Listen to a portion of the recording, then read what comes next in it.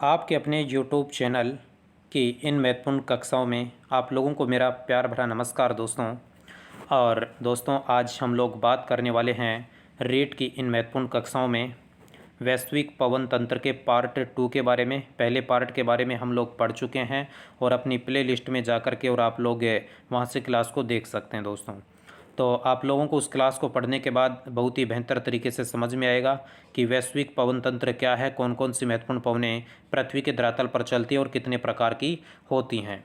इन सभी क्वेश्चनों की बातें हम लोगों ने पिछली कक्षा में की थी और शेष बची हुई पवनों के बारे में आज बात करने जा रहे हैं। और दोस्तों, ये क्लास रीट स्पेशल होने के साथ साथ अपनी एसएससी, सीजीएल व अन्य विभिन्न प्रकार के एग्जाम जैसे सेकंड ग्रेड जैसे एग्जाम में भी इसके क्वेश्चन पूछे जाते रहते हैं। तो मेरा कहने का अभिप्राय ये कि ये बहुत ही महत्वपूर्ण टॉपिक है और इसमें वो सभी क्वेश्चंस आप लोगों को मिलेंगे जो बार बार किसी एग्ज़ाम में पूछे जाते रहे हैं, ठीक है, और बहुत से में पूछे जाते हैं दोस्तों, जा सकते हैं। अब दोस्तों, बात कर लेते हैं आज के मोटिवेशनल थीम के बारे में।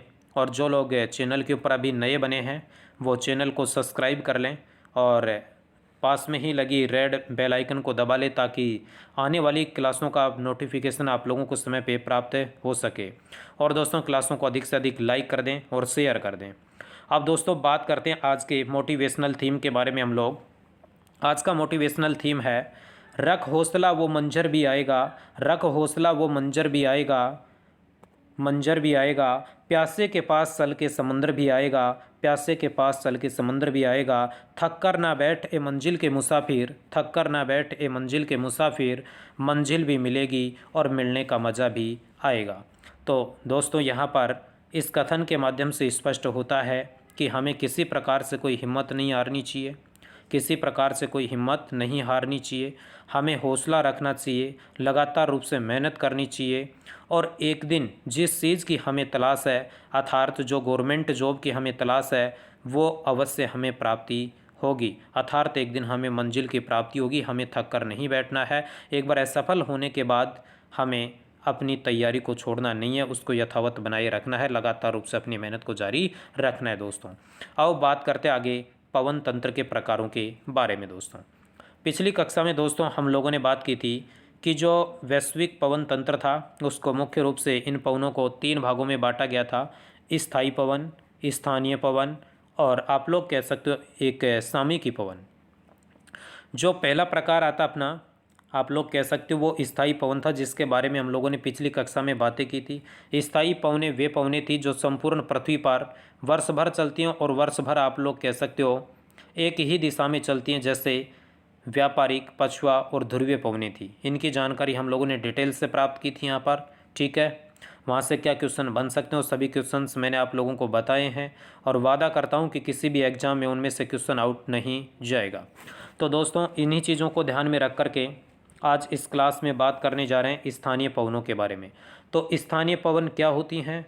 तो वे पवनें जो संपूर्ण पृथ्वी पर न चलकर, संपूर्ण पृथ्वी पर न चलकर किसी स्थान विशेष या किसी ऋतु या मौसम विशेष में चला करती हैं, उन पवनों को हम लोग स्थानीय पवन कहते हैं। अर्थात आप लोग कह सकते हैं इन पवनों की जो दिशा और क्षेत्र होता है ना, वो अलग अलग होता है। सभी पवनों की दिशा अलग अलग होती है और इनके क्षेत्र भी अलग अलग होते हैं और प्रत्येक क्षेत्र में इनको अलग अलग नामों से जाना जाता है। कहने का मतलब हर देश में हर पवन का एक अलग नाम होता है। ऐसी पवनों को हम लोग स्थानीय पवन कह देते हैं, लोकल पवन कह देते हैं, ठीक है। ये पवनें विशेषताओं के अनुरूप अनेक प्रकार की होती हैं, अनेक प्रकार की होती हैं। जैसे लिखा है मैंने, कुछ गर्म पवनें होती हैं तो कुछ ठंडी होती हैं, कुछ बर्फीली होती हैं तो कुछ क्या होती हैं, बहुत ही धूल भरी पवनें होती हैं। इस प्रकार से इनको अलग अलग भागों में बांटा जा सकता है। पृथ्वी के धरातल पर चलने वाली गर्म और ठंडी पवनें, गर्म और ठंडी पवनें, तो मैंने आगे दिया है यहाँ पर गर्म और ठंडी पवनें कौन कौन से, देखो मित्रों। तो रेड कलर में मैंने यहाँ पर गर्म पवनों को स्पष्ट करने की कोशिश की है और नीले कलर में यहाँ पर आप लोग कह सकते हो कि आसमानी कलर में यहाँ पर ठंडी पवनों को दर्शाया गया है। इनके सामने इनसे संबंधित देशों के नाम लिखे हैं कि कौन से देश में कौन सी पवन चलती है। क्वेश्चन हमारे से इसी प्रकार से पूछा जाएगा कि निम्न में से कौन सी गर्म पवन नहीं है, निम्न में से कौन सी ठंडी पवनें हैं, इस प्रकार के क्वेश्चन। या फिर क्वेश्चन आता है संयुक्त राज्य अमेरिका में चलने वाली गर्म पवन को किस नाम से जाना जाता है। जैसे अपने भारत में चलने वाली जो गर्म पवन होती है ग्रीष्म ऋतु में लू कहलाती है दोस्तों, उसको भी अपने भारत में अलग अलग क्षेत्रों में अलग अलग नामों से जाना जाता है।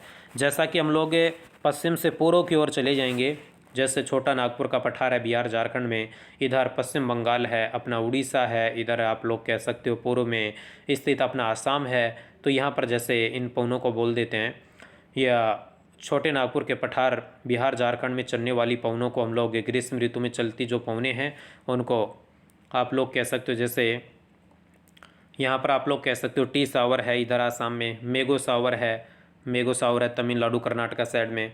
इधर आप लोग कह सकते हो और भी अन्य स्थानीय नामों से इनको जाना जाता है, जैसे कई क्षेत्रों में इनको आंधी के नाम से भी जाना जाता है, आंधी भी बोल देते हैं जैसे उत्तर प्रदेश साइड में।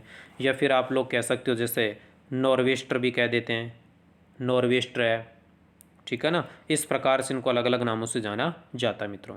अब देखो कौन सी पवन कहाँ पर चलती है और इनमें से कौन सी महत्वपूर्ण पवनें होंगी। जैसे चिनूक आप लोग कह सकते हो, एग्जाम में क्वेश्चन आता रहता है, चिनूक है। इधर आप लोग कह सकते हो कि फोहन है, सिमोम है, आप लोग कह सकते हो सिराको है। गर्म पवनों के क्वेश्चन अधिक पूछे जाते रहते हैं यहाँ से। काराबुरान है चीन की, ठीक है। इधर जैसे कि आप लोग कह सकते हो ना, एक पुरगा है साइबेरिया की, बिलजर्ड एंटार्क्टिका महाद्वीप की, और एक लेवेंटर स्पेन की। जैसे अब बात कर लेते हैं कौन सी पवन का संबंध किस देश से है। चिनोक संयुक्त राज्य अमेरिका से संबंध रखती है। फोहोन इटली स्विट्जरलैंड से संबंध रखती है। सिमोम सऊदी अरब में चलने वाली गर्म पवन है जिसको 50 दिन की पवन भी कहते हैं भाई, इस चीज़ को ध्यान रखना। सिराको उत्तरी अफ्रीका के सहारा मरुस्थल में चलने वाली गर्म पवन है। हरमटोन उत्तरी अफ्रीका के सहारा मरुस्थल से प्रारंभ होने वाली, पूरी सहारा से प्रारंभ होने वाली एक गर्म पवन है जो इटली में गिन्नी देश में जाकर के आप लोग कह सकते हो वहाँ के मौसम को सुहावना बना देती है, इसलिए इसको डॉक्टर्स पवन भी कह देते हैं। लू ये पश्चिमी भारत तथा थार के मरुस्थल में चलती है वाली गर्म पवन ग्रीष्म ऋतु में लू कहलाती हैं। काराबुरान चीन में चलती है, काराबुरान चीन से संबंध रखती है, चीन में चलने वाली गर्म पवन है। पुरगा साइबेरिया में चलने वाली ठंडी पवन है। बुरान साइबेरिया में चलने वाली ठंडी पवन है। बिलजर्ड आप लोग कह सकते हो हिम से युक्त बर्फीली हवाएं बिलजर्ड कहलाती है अंटार्कटिका महाद्वीप पर, क्योंकि यहाँ पर हमेशा के लिए बर्फ़ होती है।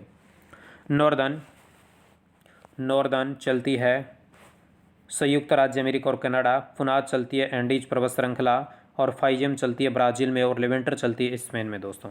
तो ये कुछ महत्वपूर्ण पवनें हैं, तो ध्यान रखना कौन सी पवन का संबंध किस देश से है। फिर बात आती है आगे दोस्तों इन्हीं पवनों के बारे में। देखो ब्रिक फिल्डर का संबंध ऑस्ट्रेलिया से है। पेम्पेरो अर्जेंटीना में चलने वाली एक गर्म पवन है। खमसिन मिस्र में चलती है। ब्लैक रोलर चलती है उत्तरी अमेरिका महाद्वीप से संबंध रखती है। नॉर्वेस्टर न्यूजीलैंड में, और अपने छोटे नागपुर के पठार पर चलने वाली पवन भी नॉर्वेस्टर कहलाती हैं। सामल फारस की खाड़ी इराक आप लोग कह सकते हो, फारस की खाड़ी। शांता आना दक्षिणी कैलिफोर्निया। कोयम्बेग इंडोनेशिया के जावा द्वीप पर चलती है, जो तंबाकू की फसल को नुकसान पहुंचाती है, तंबाकू की फसल को नुकसान पहुंचाती है, या तंबाकू की फसल जल्दी पक जाती है इसके आने से। गीबली लीबिया में चलने वाली एक गर्म पवन है। मिस्ट्रल फ्रांस में चलती है। बोरा ब्राज़ील में चलती है। जैसे ये ठंडी पवनें सभी अपने पास में जो नीले कलर में दर्शाई गई हैं, आसमानी कलर में हैं। हैबूब सूडान में चलती है। केप डॉक्टर्स अफ्रीका गणतंत्र। विली विलीज ऑस्ट्रेलिया, तो विली विलीज यहाँ पर ऑस्ट्रेलिया में एक चक्रवात को भी नाम दिया जाता है। नेवाडोस इक्वेडोर। नोर्टी संयुक्त राज्य अमेरिका। बाइज दक्षिण अफ्रीका से संबंध रखती है। अब दोस्तों ये मानचित्र मैंने सामान्य रूप से यहाँ पर दर्शाया है, जिसमें वैसे कम दिखाई दे रहा होगा, लेकिन दोस्तों आप लोग कह सकते हो इसमें देख सकते हैं कि मानचित्र में इनको प्रदर्शित करके कौन सी पवन कहाँ पर चलती है। जैसे मैंने लिखा है चिनोक का संबंध संयुक्त राज्य अमेरिका से, देखो यहाँ पर राकीज पर्वत के ऊपर चलती है। फाइजेम ब्राज़ील में चलने वाली एक ठंडी पवन है दोस्तों, और पेम्पेरो अर्जेंटीना में चलने वाली एक गर्म पवन है, तो रेड कलर में गर्म पवन है। पुनाज एंडीज पर्वत श्रृंखला के ऊपर चलती है। इधर दोस्तों सिमोम अफ्रीका महाद्वीप संबंध रखती है। सिरक्को हरमट्रोन है। मिस्ट्रल है फ्रांस की तरफ आप लोग कह सकते हो, मिस्ट्रल है। इधर दोस्तों आप लोग कह सकते हो बोरा है एड्रियाटिक सागर के क्षेत्र में, इटली के पास में, यहाँ पर आप लोग कह सकते हो पुरगा है साइबेरिया रूस में, बुरान भी बोल देते हैं इसको रूस में, और विली विलीज ऑस्ट्रेलिया में आप लोग कह सकते हो, और ब्रिक फिल्डर ऑस्ट्रेलिया न्यूजीलैंड से संबंध रखती है, ठीक है ना। और मिस्र में खमसिन आप लोग कह सकते हो अफ्रीका के मिस्र में। इस प्रकार से दोस्तों ये चलने वाली कुछ गर्म और ठंडी पवनें पृथ्वी के धरातल पर। आगे आते हैं तो देखो, सबसे पहले मैंने यहाँ पर बातें की है दोस्तों, जिनके बारे में एग्जाम में बार बार क्वेश्चन आते रहते हैं, उन क्वेश्चनों को मैंने यहाँ पर हाईलाइट करने की पूरी कोशिश की है। देखो वो कौन से क्वेश्चन आप लोगों से पूछे जा सकते हैं। एक बहुत ही महत्वपूर्ण गर्म पवन है जिसको हम लोग चिनूक कहते हैं। इसका संबंध उत्तरी अमेरिका महाद्वीप के संयुक्त राज्य अमेरिका में रॉकीज पर्वत के ऊपर चलने वाली एक गर्म पवन है। ठीक है, गर्म और शुष्क पवन है। शीत ऋतु में उत्तरी अमेरिका महाद्वीप के मैदानों में बर्फ की परत जमा हो जाती है। तब यह पवन रॉकीज पर्वत को पार करके पूर्व की तरफ आती है और कहाँ पर आती है, प्रियरीज घास के मैदान में आती है। सीधा क्वेश्चन पूछा जाएगा कि चिनूक पवन का सबसे अधिक प्रभाव होता है तो कहाँ पर होता है, कौन से घास के मैदानों में, प्रियरीज घास के मैदानों में होता है। प्रियरीज घास का संबंध है तो आप लोग कह सकते हो संयुक्त राज्य अमेरिका से, ठीक है, और कनाडा से। आप लोग कह सकते हो दोस्तों यहाँ पर ये बर्फ की तरफ प्रियरीज घास के मैदान में ये पवन उतरती है और दोस्तों बर्फ की परत को शीघ्र ही पिघला देती है, शीघ्र ही बर्फ की परत को पिघला देती है। इसी कारण इसे हिमभक्षणी पवन के नाम से भी जाना जाता है। बहुत ही मोस्ट इंपॉर्टेंट क्वेश्चन है। क्वेश्चन आएगा, आप लोगों से पूछा जाता है कि किस पवन को हिमभक्षणी पवन के नाम से जाना जाता है, तो आप लोग कह सकते हो वो चिनूक ही है। फिर आती है दोस्तों फोहन। फोहन जो है यूरोप महाद्वीप के इटली और स्विट्जरलैंड में आल्प्स पर्वत पर चलने वाली एक गर्म पवन है दोस्तों, ठीक है। और आप लोग कह सकते हो इसका संबंध स्विट्जरलैंड के आल्प्स पर्वत से हो गया। आल्प्स पर्वत से नीचे उतरकर जब नीचे उतरती है तो इस क्षेत्र में दोस्तों तापमान एकदम तेज़ी से बढ़ जाता है क्योंकि गर्म पवन होती है और यहाँ जमी हुई जो बर्फ़ होती है उस बर्फ़ के पिघला देती है और बर्फ़ पिघलने के बाद वहाँ पर दोस्तों जल की पूर्ति होती है और जल की पूर्ति होने के बाद वहाँ पर आप लोग कह सकते हो कि मैदानों में घास उगने लग जाती है और दोस्तों पशुओं के लिए चारागाह विकसित हो जाते हैं और पशुओं के लिए चारागाह विकसित हो जाते हैं दोस्तों। कृषि संबंधी फसलें बोने लग जाते हैं वहाँ पर और इस प्रकार से कृषि संबंधी कार्य करना भी वहाँ पर प्रारंभ कर दिया जाता है।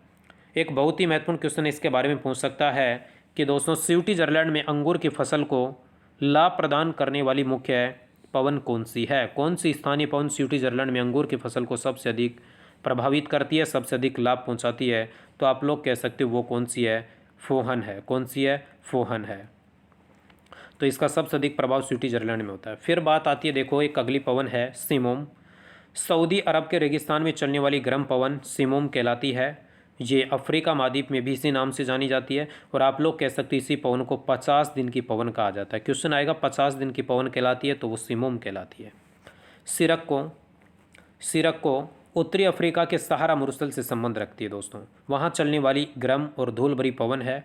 यह पवन सहारा के मरुस्थल से प्रारंभ होती है, पूर्वी सहारा से प्रारंभ होती है और सहारा के मरुस्थल के लाल मिट्टी को उड़ा करके ले जाती है। वहाँ लाल मिट्टी पाई जाती है, यहाँ पर सहारा के मरुस्थल में लाल मिट्टी को उड़ा करके ले जाती है और आगे जाकर के भूमध्य सागर से नमी ग्रहण कर लेती है। वहाँ से नमी ग्रहण करने के बाद आप लोग कह सकते हो पवन इटली में चली जाती है और इटली में जाकर के वहाँ पर वर्षा करती है और वहाँ पर दोस्तों जब वर्षा होगी इसके माध्यम से तो आप लोग कह सकते हो लाल रंग की होती है, क्योंकि लाल मिट्टी को उड़ा करके ले गई थी तो वहाँ पर लाल वर्षा कर देती है। ठीक है, क्वेश्चन पूछ सकता है लाल वर्षा का संबंध किस देश से है, तो वो देश आपका इटली है, इटली है। और क्वेश्चन पूछ ले कि आप लोगों से क्वेश्चन पूछ ले कि वो कौन सी पवन है जिसे रक्त वृष्टि या खून की वर्षा के नाम से जाना जाता है इटली में, तो वो आप लोग कह सकते हो वो कौन सी पवन होगी आपकी, तो वो पवन कौन सी है, सिरक्को। ये दोस्तों कौन सी है, सिरक्को पवन है।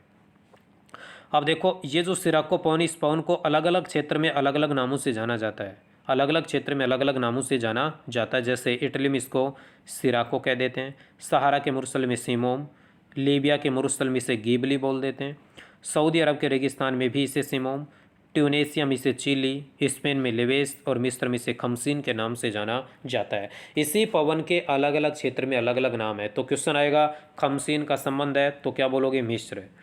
गिबली का संबंध है लीबिया देश से, अफ्रीका महाद्वीप का है जहाँ पर लीबिया का गर्म मरुस्थल भी स्थित है दोस्तों। बात आती है लू के बारे में। देखो उत्तर पश्चिम भारत तथा राजस्थान के पश्चिमी थार के मरुस्थल में चलने वाली जो गर्म शुष्क पवन होती है उसे क्या कहा जाता है मित्रों, लू कहा जाता है स्थानीय भाषा में। नेक्स्ट आगे बात करते हैं, बहुत ही मोस्ट इंपोर्टेंट क्वेश्चन है हरमट्रॉन। हरमट्रॉन पवन है दोस्तों उत्तरी अफ्रीका के सहारा मरुस्थल में चलने वाली गर्म शुष्क पवन है। यह पवन पूर्वी सहारा से प्रारंभ होकर के और अफ्रीका के जब पश्चिमी तटों पर पहुंचती है तो पश्चिमी तटों के ऊपर पहुंचती है तो यहाँ इस तट की जो जलवायु होती है ना वो उष्ण और आर्द्र होती है। जिससे यहाँ की जलवायु क्या होती है, अस्वास्थ्यकर होती है। जब ये पवन यहाँ पर पहुँचती है तो इस पवन के यहाँ पहुँचने से क्या है कि मौसम शुष्क हो जाता है, अर्थात आप लोग कह सकते हो मौसम सुहावना और स्वास्थ्यप्रद बन जाता है, अर्थात यहाँ पर लोगों को बहुत ही अच्छा महसूस होने लगता है। इसलिए दोस्तों यहाँ पर जो मौसमी बीमारियाँ होती हैं वो बीमारियाँ कम हो जाती हैं। इसी कारण इस पवन को यहाँ पर गिन्नी तट के ऊपर इस पवन को किस नाम से जाना जाता है, डॉक्टर्स पवन के नाम से जाना जाता है। तो बहुत ही मोस्ट इंपॉर्टेंट क्वेश्चन, और आप लोग कह सकते हो काफ़ी बार एग्जाम में पूछा जा चुका है कि डॉक्टर्स पवन कहलाती है तो वो हरमट्रोन कहलाती है, किस देश में कहलाती है तो वो देश कौन सा है, गिन्नी देश है। ठीक है, नोट में मैंने लिखा है इसी प्रकार की जो गर्म और शुष्क पवन ऑस्ट्रेलिया में चलती हैं। कहाँ चलती है मित्रों, ऑस्ट्रेलिया के विक्टोरिया प्रांत में चलती है, तो उनको वहाँ पर ब्रिक फिल्डर के नाम से जाना जाता है। क्या कहा जाता है, ब्रिक फिल्डर कहा जाता है। तो दोस्तों नेक्स्ट है, देखो एक ठंडी पवन, जो बहुत ही महत्वपूर्ण क्वेश्चन यहाँ पर हो सकता है, मिस्ट्रल पवन। और मिस्ट्रल पवन ये भूमध्य सागर के उत्तर पश्चिमी भाग में चलने वाली एक ठंडी और शुष्क पवन है, जिसका सबसे अधिक प्रभाव स्पेन और फ्रांस में होता है। तो क्वेश्चन आता है मिस्ट्रल का संबंध है, तो आप लोग क्या बोलोगे, स्पेन और फ्रांस। ठीक है, इन पवनों की गति बहुत ही तेज़ होती है, मिस्ट्रल की गति बहुत ही तेज़ होती है, अतः वायुयानों के संचालन में बहुत ही कठिनाई होती है। तो वायुमंडल में जो वायुयान उड़ते हैं उनके संचालन में काफ़ी कठिनाई का सामना करना पड़ता है। अतः इस समस्या से बचने के लिए दोस्तों इन पवनों की दिशा के समकोण पर पेड़ और झाड़ियाँ लगाई जाती हैं। क्या लगाई जाती हैं, पेड़ और झाड़ियाँ लगाई जाती हैं। तो दोस्तों ये तो बात थी अपनी कौन सी पवनों के बारे में, केवल स्थानीय पवनों के बारे में हम लोगों ने पढ़ा अब तक। कौन सी गर्म और ठंडी पवनें थी, तो ये बात हुई थी स्थानीय पवनों के बारे में। ठीक है, ध्यान रखना है कौन से देश में कौन सी गर्म और ठंडी पवनें चलती हैं। अब बात आती है सामयिकी पवन। तो सामयिकी पवनें वे पवनें होती हैं जो समय अथवा मौसम विशेष के अनुसार, समय और मौसम विशेष के अनुसार अपनी दिशा में क्या कर लेती हैं, परिवर्तन कर लेती हैं, दिशा और क्षेत्र में परिवर्तन कर लेती हैं, उनको सामयिकी पवन कहते हैं। जैसे हम लोग करंट पढ़ते हैं ना, करंट जिसमें समय विशेष के अनुसार परिवर्तन आता है, तो आप लोग कह सकते हो उसी प्रकार से ये पवनें भी समय विशेष के अनुसार अर्थात मौसम विशेष के अनुसार अपनी दिशा और क्षेत्र में परिवर्तन कर लेती हैं। उन पवनों को सामयिकी पवन कहते हैं। जैसे उदाहरण के रूप में जल समीर, स्थल समीर कह सकते हो, घाटी समीर, पर्वत समीर कह सकते हो, मानसूनी पवनें कह सकते हो, चक्रवात और प्रति चक्रवात। क्वेश्चन कैसे आएगा, जल समीर, स्थल समीर किस प्रकार की पवन का उदाहरण है, ऑप्शन दे दिया जाएगा जैसे स्थायी, स्थानीय और सामयिकी पवन। उत्तर सही होगा सामयिकी पवन। चक्रवात किस प्रकार की पवन है, सामयिकी पवन। मानसून कैसी पवन है, सामयिकी पवन है। ठीक है, तो इन चीज़ों को ध्यान रखना, यहाँ से क्वेश्चन पूछ लेता है। मानसून के बारे में क्वेश्चन पहले पूछा जा चुका है कि मानसून कैसी पवन है। आओ दोस्तों सबसे पहले बात करते हैं अब जल समीर और स्थल समीर के बारे में। यह मानसूनी हवाओं का एक छोटा रूप होता है, यह मानसूनी हवाओं का एक छोटा रूप होता है, मानसूनी हवाओं का एक छोटा रूप होता है। इनकी दिशा में 24 घंटे में 2 बार परिवर्तन हो जाता है, यानी 12 घंटे में परिवर्तन हो जाता है। कहने का मतलब ये है दिन और रात में 2 बार परिवर्तन होगा इनकी दिशाओं में। स्थल और जल समीर चलने का प्रमुख कारण क्या है, और स्थल से और जल की ओर से जो पवनें चलती हैं उनका प्रमुख कारण क्या है, तो प्रमुख कारण ये होता है, देखो अच्छा क्वेश्चन है, यहाँ से आप लोग कह सकते हो ये एक अच्छा क्वेश्चन है कि स्थल तथा जल के गर्म और ठंडे होने का जो विरोधी स्वभाव होता है उसी के कारण स्थल समीर और जल समीर चलते हैं। इसको अभी आगे हम थोड़ा सा और बढ़िया तरीके से समझ सकेंगे। तो स्थल और जल समीर चलने का जो प्रमुख कारण है, वो प्रमुख कारण क्या होता है, स्थल और जल के गर्म और ठंडे होने का जो विरोधी स्वभाव होता है, उस विरोधी स्वभाव के कारण आप लोग कह सकते हैं स्थल समीर और जल समीर पवनें चलना प्रारंभ हो जाती हैं। दोस्तों बहुत ही मोस्ट इंपॉर्टेंट क्वेश्चन है, ध्यान रखना। स्थल जल्दी गर्म होता है और उतना ही जल्दी क्या हो जाता है, ठंडा भी हो जाता है। जबकि स्थल की तुलना में जो जल होता है ना, वो देर से ही गर्म होता है और देर से ही क्या होता है, ठंडा होता है। देर से ही गर्म होगा, देर से ही ठंडा। तो ध्यान रखना, स्थल जल्दी गर्म उतना ही जल्दी ठंडा भी होगा, जल देर से गर्म होगा और देर से क्या होता है, ठंडा होता है। इसी कारण आप लोग कह सकते हो कि महाद्वीपीय जो जलवायु होती है ना वो कैसी होती है, विषम प्रकृति की, और महासागरीय जो जलवायु होती है ना वो कैसी प्रकृति की, एक सम प्रकृति की होती है। तो यहाँ से सीधे क्वेश्चन बनेंगे, जो नोट में क्वेश्चन मैंने दिए हैं यहाँ पर सीधे क्वेश्चन बन सकते हैं। क्वेश्चन पूछ ले, जल समीर स्थल समीर में परिवर्तन होता है 24 घंटे में कितने बार, 2 बार। इस चीज़ को ध्यान रखना है। जल समीर स्थल समीर किस प्रकार की पवनें हैं, सामयिकी पवनें हैं, मानसूनी हवाओं का एक छोटा रूप है। आप कह सकते हो चलने का प्रमुख कारण क्या है इनका, तो गर्म और ठंडा होने का जो विरोधी स्वभाव होता है स्थल और जल का, उसके कारण आप लोग कह सकते हो पवनें चलती हैं। इस ऐसे क्वेश्चन यहाँ से बन सकते हैं। अब बात करते हैं आगे की। देखो क्वेश्चन यहाँ से सीधा नोट में मैंने क्वेश्चन लिखा है, संचलन की प्रक्रिया से स्थल मंडल गर्म होता है। सीधा क्वेश्चन आएगा, स्थल मंडल गर्म होता है किस प्रक्रिया द्वारा? तो संचलन की प्रक्रिया के द्वारा। जल मंडल और वायुमंडल गर्म होते हैं संवहन की क्रिया द्वारा। किस द्वारा? संवहन की क्रिया के द्वारा। तो स्थल मंडल गर्म होगा, संचलन की क्रिया होगी। जल मंडल वायुमंडल गर्म होते हैं संवहन की प्रक्रिया द्वारा गर्म होते हैं। ठीक है। अब दोस्तों क्या होता है संचालन और क्या होता है संवहन? तो संचलन एक इस प्रकार की क्रिया जिसमें एक अणु गर्म होता है, एक अणु गर्म होकर के और अपने निकट स्थित दूसरे अणु को क्या कर देता है? अपनी ऊष्मा का स्थानांतरण कर देता है। निकट स्थित दूसरे अणु को स्थानांतरित कर देता है। यह क्रिया तब तक चलती रहेगी जब तक कि ये पूरा माध्यम गर्म नहीं हो जाता है। ऐसी प्रक्रिया को हम लोग क्या कह देते हैं? संचालन की प्रक्रिया कह देते हैं। तो इस प्रक्रिया से अपना कौन सा मंडल गर्म होता है? स्थल मंडल गर्म होता है। फिर आती है संवहन की क्रिया। इस क्रिया में एक अणु क्या होगा? गर्म होगा। एक अणु गर्म होकर के और अपनी ऊष्मा का स्थानांतरण आप लोग कह सकते हो अन्यत्र जाकर के, अन्यत्र जैसे दूर जाकर के आप लोग कह सकते हो किसी दूसरे अणु को कर देता है। यह क्रिया तब तक चलती रहती है जब तक कि पूरा माध्यम गर्म नहीं हो जाता है। ये प्रक्रिया चलेगी। इसके बाद में यहाँ आप लोग कह सकते हो ये गर्म होगा, गर्म होने के बाद इसको गर्म करेगा, इसके बाद इसका नंबर आएगा, इसके बाद इस प्रकार से सभी माध्यम गर्म हो जाते हैं दोस्तों। इस प्रकार से सीधा क्वेश्चन इंपॉर्टेंट जो अपना होगा यहाँ से, ये क्वेश्चन आप लोगों से पूछा जाता रहता है। संचलन की क्रिया स्थलमंडल गर्म, जलमंडल वायुमंडल गर्म होते हैं संवहन की प्रक्रिया द्वारा। ठीक है। अब देखो समझो चित्र मानचित्र के माध्यम से दोस्तों कि जल समीर क्या होता है और स्थल समीर क्या होता है। दोस्तों देखो मैंने एक मानचित्र आप लोगों के सामने प्रस्तुत किया है, इसको बहुत ही अच्छे तरीके से आप लोगों को समझना है। दोस्तों देखो ये चित्र जो दर्शाया गया वो जल समीर का चित्र है। जल समीर को हम लोग सागर समीर भी कह सकते हैं या महासागरीय समीर भी कह सकते हैं दोस्तों। ठीक है। ये मानचित्र दिखाया मैंने यहाँ पर, ये आपको स्थल मंडल दिखाई दे रहा है, ये आपको जल मंडल अर्थात सागर महासागर आपको यहाँ पर दिखाई दे रहा है। दोस्तों स्थिति क्या होती है? दिन में जब सूर्य की किरणें पड़ती हैं तो आप लोग कह सकते हो सौर विकिरणों के माध्यम से जल क्या होगा? भी गर्म होगा और स्थल भी क्या होगा? गर्म होगा। लेकिन मैंने अभी पीछे नोट में ये भी कहा कि जल की तुलना में स्थल मंडल क्या होता है? स्थल जल्दी गर्म होता है, उतना ही जल्दी क्या होता है? ठंडा होता है। और जल देर से गर्म होगा और देर से ही क्या होगा? ठंडा होगा। जब दिन की स्थिति होगी, सूर्य होगा और सौर विकिरणें पृथ्वी के धरातल पर आएंगी, सागर महासागर के ऊपर गिरेंगी, तो इन दोनों में से जल्दी गर्म कौन सा होगा? स्थल जल्दी गर्म हो जाता है। जल्दी गर्म होगा, टेम्परेचर अधिक होगा, तो यहाँ का वायुदाब कैसा बन जाएगा? कम वायुदाब बनेगा, ली लेवल प्रेशर यहाँ पर होगा। इसी समय दोस्तों यदि बात करता हूँ तो जल मंडल आप लोग कह सकते हो ये क्या होता है? देर से गर्म होता है, देर से गर्म होता है। इसलिए यहाँ पर आप लोग कह सकते हो कि वायुदाब क्या होगा? अधिक होगा। वायुदाब क्या होगा? अधिक होगा। अब मैंने आप लोगों से कहा है कि पवनें हमेशा अधिक वायुदाब से किधर को चलती हैं दोस्तों? ध्यान रखना, अधिक वायुदाब से कम वायुदाब की ओर चलना प्रारंभ हो जाती हैं। अर्थात आप लोग कह सकते हो कि जल समीर दिन में कब चलता है? जल समीर दिन में चलती है। और दिन में किधर से किधर को चलती है? तो जल से स्थल की ओर, जल से स्थल की ओर चलती है। ठीक है। तो इस चीज़ को ध्यान रखना, मैंने नीचे लिख रखा है बाकायदा। ऐसे कैसे क्वेश्चन कैसे आएगा?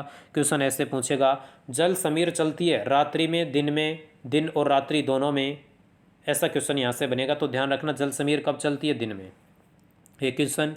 दूसरा क्वेश्चन ऐसे आता है, जल समीर चलता है या जल समीर चलती है स्थल से जल, जल से स्थल, इस प्रकार के ऑप्शन आपको मिलेंगे। ठीक है ना, जल से स्थल, स्थल से जल, इस प्रकार के ऑप्शन आपको मिलेंगे। तो ध्यान रखना जल समीर है, जल से स्थल चलेगी, जल से स्थल चलेगी। ठीक है दोस्तों, आगे चलते हैं। इन पवनों में आर्द्रता होती है, क्योंकि सागर की तरफ से आती हैं तो आर्द्रता की मात्रा होती है। ये पवनें आगे चलकर तटीय भागों से टकराती है और वहाँ पर क्या हो जाती है? वर्षा कर देती हैं।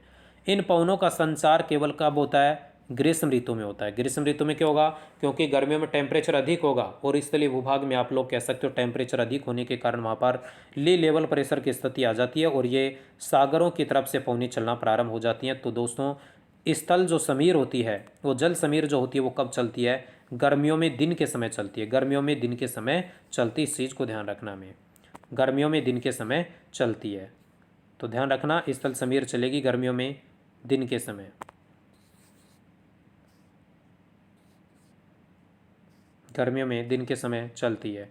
अब दोस्तों यहाँ पर यदि बात करते हैं तो आप लोग कह सकते हो यहाँ पर लगभग इनका जो समय होता है चलने का वो 10 से 11 बजे के बीच प्रारंभ होती है। 10 से 11 बजे के बीच प्रारंभ होती है। लेकिन जो इम्पोर्टेंट क्वेश्चन होगा यहाँ से, वो जो महत्वपूर्ण क्वेश्चन आप लोगों के लिए बन सकता है यहाँ से, वो क्वेश्चन ये होगा, क्वेश्चन ये होगा कि सर्वाधिक सक्रिय कब होती है? जल समीर सबसे अधिक सक्रिय कब होती है? तो 1 से 2 बजे के बीच होती है, दोपहर में 1 से 2 बजे के बीच होती है, क्योंकि अधिकतम टेम्परेचर इसी समय में होता है। और आप लोगों को ध्यान ये रखना है कि जल समीर कब समाप्त हो जाती है? तो लगभग रात्रि में 8 बजे के आसपास क्या हो जाती है? समाप्त हो जाती है। ठीक है, तो अच्छे क्वेश्चन ये बनेंगे। ये तटीय भागों में वर्षा करेंगे जा करके। इनका संचार ग्रीष्म ऋतु में दिन के समय होता है। सर्वाधिक सक्रिय किस समय में होती है? तो 1 से 2 बजे के बीच होती हैं। सागर समीर रात्रि में कब समाप्त होती हैं? तो लगभग 8 बजे के समथिंग ये क्या हो जाती हैं? समाप्त हो जाती हैं।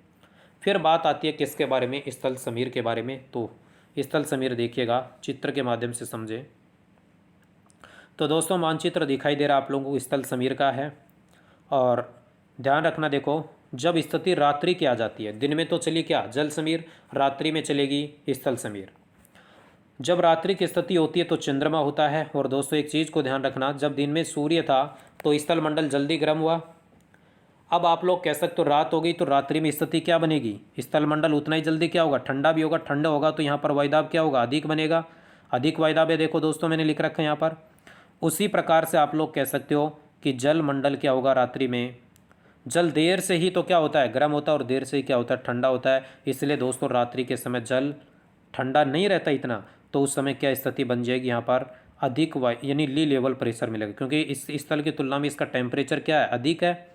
इसलिए यहाँ पर अधिक यानी वायुदाब क्या मिलेगा आपको? कम मिलेगा। अब पवनें किधर से चलेंगी? अधिक वायुदाब से कम वायुदाब की ओर चलना प्रारंभ हो जाती हैं। अर्थात आप लोग कह सकते हो स्थल से और जल की ओर पवनें चलना प्रारंभ हो जाती हैं। उस स्थल को, उसको हम लोग स्थल समीर के नाम से जानते हैं। तो दोस्तों ध्यान रखना, स्थल समीर कब चलती है? रात्रि में। रात्रि में चलती है।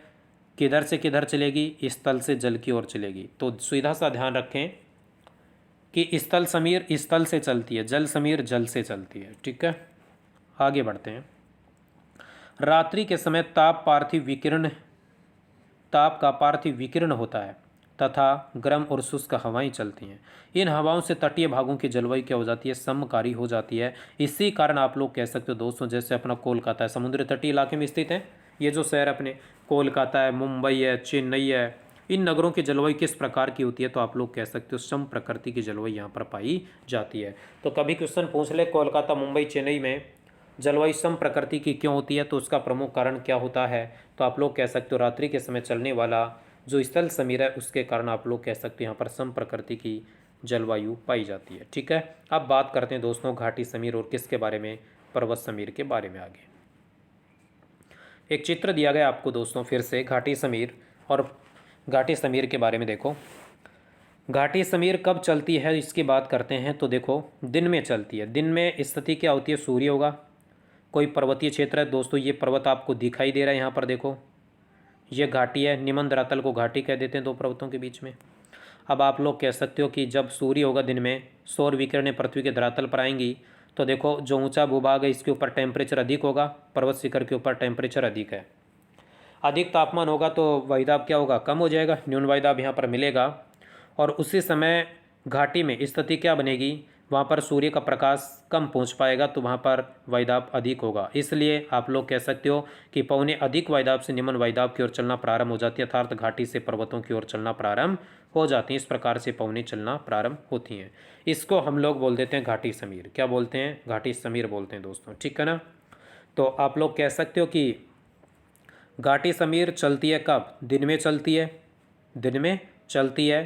किधर से किधर चलती है? तो घाटी से पर्वतों की ओर चलती है। घाटी से पर्वतों की ओर चलती है। नेक्स्ट क्वेश्चन देखिएगा, पर्वत समीर दोस्तों। देखो पर्वत समीर समाप्त होने के बाद रात्रि के समय दोस्तों पर्वतीय क्षेत्र में क्या चलती है? पर्वत समीर चलती है। घाटी समीर समाप्त होने के बाद पर्वतीय समीर प्रारंभ होती है। और रात्रि में क्या होता है कि स्थिति ये होती है कि पर्वतीय क्षेत्र जो होता है ना, वो जितना जल्दी गर्म होता है उतना ही जल्दी क्या होता है? ठंडा भी हो जाता है। तो रात्रि के समय ठंडा होगा। और घाटी जो होती है वो आप लोग कह सकते हो कि जो उतनी जल्दी क्या हो जाती है, घाटी क्या होगी, उतना ही जल्दी इसका टेम्परेचर क्या होगा, घाटी का अधिक होगा। टेम्परेचर क्या होगा? अधिक होगा। टेम्परेचर अधिक होगा तो घाटी में आप लोग कह सकते हो वायुदाब कम बनेगा। अतः आप लोग कह सकते हो पौने रात्रि के समय पर्वत से और किधर चलना प्रारंभ हो जाती हैं? घाटी की तरफ चलना प्रारंभ हो जाती हैं। उसको हम लोग क्या बोल देते हैं? पर्वत समीर कह देते हैं। ठीक है, तो पर्वत समीर कब चलती है? रात्रि में चलती है। किधर से चलती है? पर्वतों से घाटी की ओर चलती है। यही कारण होता है कि जब यहाँ की ठंडी पवन यहाँ पर पहुँच जाती है घाटी में, जब यहाँ की ठंडी पवन घाटी में पहुँच जाती है तो आप लोग कह सकते हो यहाँ के ये पवन यहाँ पर पहुँच करके आप लोग कह सकते हो ठंड की स्थिति उत्पन्न कर देती है। इसलिए यहाँ पर घाटियों में पाला पड़ जाता है। क्या पड़ जाता है दोस्तों? पाला पड़ जाता है। और आप लोग कह सकते हो कि अपनी जो जितने भी इसी कारण अपने जितने भी हिल स्टेशन होते हैं वो कहाँ बनाए जाते हैं? पर्वत शिखरों के ऊपर बनाए जाते हैं। जैसे कुल्लू है, मसूरी है, देहरादून है, ये सब पर्वत स्टेशन अपने हिल स्टेशन कहाँ पर बनाए गए? पर्वत शिखरों के ऊपर बनाए गए हैं। आओ दोस्तों इसके बारे में कुछ सामान्य जानकारी और लेते हैं। देखो रात्रि को पर्वतीय समीर अत्यंत ठंडी होकर घाटियों में आती है। ठीक है, जिससे घाटियों का तापमान अत्यंत कम हो जाता है। इस कारण घाटियाँ क्या होती हैं? निर्जन होती हैं। इसी कारण सभी हिल स्टेशन कहाँ बनाए जाते हैं? पर्वत शिखरों के ऊपर बनाए जाते हैं। जैसे कुल्लू है, मनाली है, मसूरी है, देहरादून है, ये पर्वत शिखरों पर स्थित हैं। रात्रि के समय पर्वतीय ढालों पर विकिरण द्वारा ताप का क्या होता है? ह्रास अधिक होता है। अतः पर्वत समीर के कारण दोस्तों तापीय प्रतिलोमन की स्थिति बन जाती है। वहाँ पर तापमान अधिक होता है, लेकिन दोस्तों वहाँ पर ठंडी पवन के आने के कारण वहाँ पर दोस्तों पाला पड़ जाता है। इसी कारण रात्रि में घाटियों में पाला पड़ता है। क्या पड़ता है? पाला पड़ता है। जबकि ऊपरी भाग पाला मुक्त होता है, यानी पर्वत शिखर के ऊपर पाला नहीं पड़ता। इस कारण हिल स्टेशन बनाए जाते हैं। और हिमाचल प्रदेश में ऐसी दशाएं अधिक विकसित होती हैं। कहाँ पर होती हैं मित्रों? हिमाचल प्रदेश में ऐसी दशाएं विकसित होती हैं। तो दोस्तों अब इसके बाद में जैसे देखो, अब तो आज हम लोग थ्योरी के बारे में बातें कर रहे हैं। आने वाली कक्षा जो होगी इससे अगली, उसमें ये जो संपूर्ण क्वेश्चन हम लोगों ने पढ़े ना, इसका एक ऑब्जेक्टिव क्लास होगी, क्वेश्चन सीरीज होगी, जिसमें मैंने पूरा प्रयास किया है कि जितने भी क्वेश्चन यहाँ पढ़ाए उन सभी का समावेश उसमें किया गया है। और शायद ही मैं समझता हूँ कि उन सभी को आप लोग पढ़ते रहेंगे तो कोई क्वेश्चन आउट नहीं जाता उसमें से। अब बात आती है देखो एक पवन और बसती अपनी मानसूनी पवन, नंबर तीसरा जो प्रकार है यहाँ पर, इसमें जो नंबर सी है मानसूनी पवन है। स्थल समीर पढ़ी, जल समीर पढ़ी, पर्वत और घाटी समीर पढ़ी हमने। उसके बाद आता है मानसूनी पवन। वे पवन जो मौसम के अनुसार अपनी दिशा में परिवर्तन कर लेते हैं उसको मानसूनी पवन कहते हैं। आप क्वेश्चन पूछ ले, नोट में लिखा है, बहुत ही अच्छा क्वेश्चन है। देखो मोस्ट इंपॉर्टेंट क्वेश्चन है नोट में। मानसून एक किस प्रकार की पवन है? तो आप लोग कह सकते हैं एक सामे की पवन का उदाहरण है मानसून। ठीक है, ये अरबी भाषा का शब्द होता है मानसून। वैसे इनकी उत्पत्ति निम्न संकल्पनाएं प्रचलित है। इनकी उत्पत्ति संबंधित कुछ संकल्पनाएं प्रचलित हैं। जैसे तापीय संकल्पना जो सबसे अधिक प्रचलित मानी जाती है। तो मानसून की उत्पत्ति से संबंधित सबसे महत्वपूर्ण जो संकल्पना प्रचलित है वो कौन सी है? तो वो तापीय संकल्पना है। इस संकल्पना के अनुसार स्थल जल के गर्म और ठंडे होने के स्वभाव के कारण ही मानसून की उत्पत्ति होती है। तो ये तापीय संकल्पना कहती है कि मानसून की उत्पत्ति क्यों होती है, तो उसका प्रमुख कारण क्या है? मानसून की उत्पत्ति क्यों होती है उसका प्रमुख कारण क्या है? गर्म और ठंडे स्वभाव के कारण मानसून की उत्पत्ति होती है। जल का गर्म और ठंडा होने का जो स्वभाव होता है उसके कारण होती है। इस 6 महीने पवनें चलती हैं सागर से स्थल की तरफ ग्रीष्म ऋतु में, जिसको हम ग्रीष्मकालीन मानसून कह देते हैं भाई अपने भारत में। और 6 महीने पवनें चलती हैं स्थल से सागर की ओर, जिसे हम शीतकालीन मानसून कह देते हैं अपने भारत में। तो आप लोगों ने देखा है कि 6 महीने सागर से स्थल की ओर, 6 महीने स्थल से जल की ओर पवनें चलती हैं। ठीक है, नेक्स्ट क्वेश्चन। एक संकल्पना आती है गतिक संकल्पना। गतिक संकल्पना फ्लोन ने दी थी। और आप लोग कह सकते हो मानसूनी हवाओं की उत्पत्ति का जो कारण बताया वो केवल वायुदाब और पवन पेटियों के खिसकाव को माना है। तो ये भी एक बहुत ही महत्वपूर्ण संकल्पना इससे संबंधित। तीसरी संकल्पना आती है जेट स्ट्रीम संकल्पना। यह मानसून से संबंधित एक आधुनिक संकल्पना है। क्वेश्चन यही इंपॉर्टेंट होगा यहाँ से कि मानसून की उत्पत्ति संबंधित आधुनिक संकल्पना है। तो वो कौन सी है? जेट स्ट्रीम संकल्पना है, ठीक है ना। इसके अनुसार दक्षिण एशिया में जेट स्ट्रीम नामक तीव्र प्रवाह है। क्षोभ मंडल में 12 किलोमीटर की ऊंचाई पर पश्चिम से पूर्व की ओर चलती है, पूर्व से पश्चिम की ओर चलती है, जिसको इसे यहाँ उपोष्ण कटिबंधीय पछुआ जेट स्ट्रीम के नाम से भी जाना जाता है मित्रों, ठीक है। तो दोस्तों ये बात थी आज की अपनी इन क्लासों के बारे में। तो एक बार ज़रा इसको देख लें, थोड़ा रिवाइज कर लेते हैं। देखो, सबसे पहले बात की हम लोगों ने कौन सी पवन के बारे में? स्थानीय पवनों के बारे में बातें हमने प्रारंभ की थी, स्थानीय पवनों के बारे में। तो आप लोग कह सकते हो स्थानीय पवनों के बारे में बातें की हैं, तो गर्म ठंडी हो सकती हैं, बर्फीली धूल भरी हो सकती हैं, ठीक है। आप लोग कह सकते हो जैसे इम्पोर्टेंट बताई चिनूक पवन थी, फोहन स्विट्ज़रलैंड की थी, सिमोम थी, इनको तो आपको ध्यान रखना ही है। हारमट्रॉन आपको ध्यान रखना है, ठीक है। लेवेंटर आपको ध्यान रखना है, बिल्जर्ड आपको ध्यान रखना है, पुर्गा आपको ध्यान रखना है। तो ये बहुत ही महत्वपूर्ण पवनों के प्रकार है, यहाँ से ये क्वेश्चंस बन सकते हैं, ठीक है। मित्रों, क्लासों को अधिक से अधिक लाइक करें और शेयर करें, और आने वाले वीडियो का इंतज़ार करें, आपको जल्द ही प्राप्त होगा। और उसमें इनसे संबंधित सभी महत्वपूर्ण क्वेश्चंस आएंगे, और इनका स्क्रीनशॉट लें और इसका PDF प्राप्त कर सकते हैं। धन्यवाद मित्रों।